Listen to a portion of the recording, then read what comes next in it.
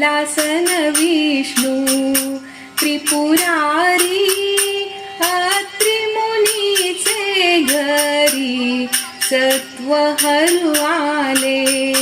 नवलपरी ब्रह्मदवडीला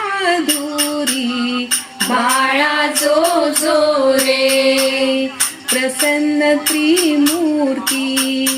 होऊनी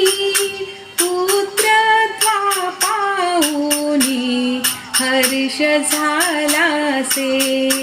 त्रिभुवनी राहे ऋषीचे सदनी बाळा जो जो रे